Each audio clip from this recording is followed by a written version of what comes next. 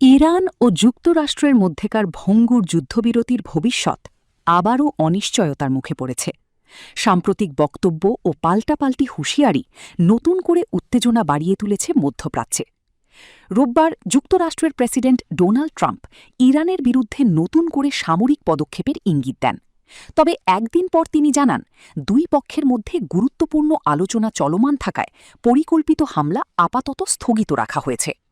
কিন্তু কূটনৈতিক আলোচনা চললেও সম্ভাব্য সংঘাতের প্রস্তুতি থামিয়ে রাখেনি ইরান। বরং দেশটির পক্ষ থেকে ইঙ্গিত দেওয়া হয়েছে, নতুন হামলা হলে শুধু সামরিকভাবে নয়, অর্থনৈতিকভাবেও বড় ধরনের মূল্য দিতে হতে পারে প্রতিপক্ষকে।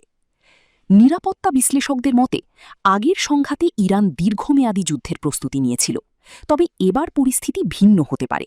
তাদের ধারণা, নতুন সংঘাত শুরু হলে সেটি স্বল্প সময়ের হলেও অনেক বেশি তীব্র হতে পারে। বিশেষজ্ঞদের মতে, নতুন যুদ্ধ শুরু হলে ইরান প্রতিদিন কয়েক ডজন থেকে শতাধিক ক্ষেপণাস্ত্র ব্যবহার করতে পারে। এর লক্ষ্য হতে পারে শুধু সামরিক স্থাপনা নয়, উপসাগরীয় অঞ্চলের গুরুত্বপূর্ণ জ্বালানি অবকাঠামোও। কারণ বিশ্ব জ্বালানি বাজারে সৌদি আরব, সংযুক্ত আরব আমিরাত এবং কুয়েতের তেল স্থাপনাগুলো অত্যন্ত গুরুত্বপূর্ণ। এসব স্থাপনায় বড় ধরনের আঘাত বিশ্ব অর্থনীতিতেও বড় ধাক্কা সৃষ্টি করতে পারে।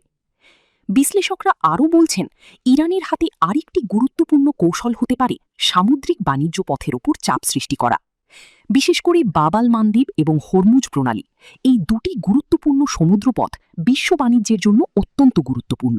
এর মধ্যে হরমুজ প্রণালী দিয়ে বিশ্বের বড় অংশের জ্বালানি পরিবহন হয়। বিশ্লেষকদের আশঙ্কা, যদি পরিস্থিতি আরও খারাপ হয়, তাহলে ইরান এসব কৌশলগত পথ ব্যবহার করে আন্তর্জাতিক চাপ বাড়ানোর চেষ্টা করতে পারে।